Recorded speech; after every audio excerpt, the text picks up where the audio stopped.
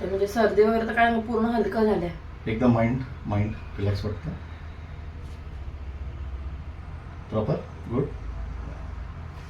हलका वाटतं आता बघा आता नोज एकदम हलका नाही हलका एकदम एक नोज बंद करा आणि एक नोज बंद करून बघा व्हेरी गुड व्हेरी नाईस दुसरा करा ठीक आहे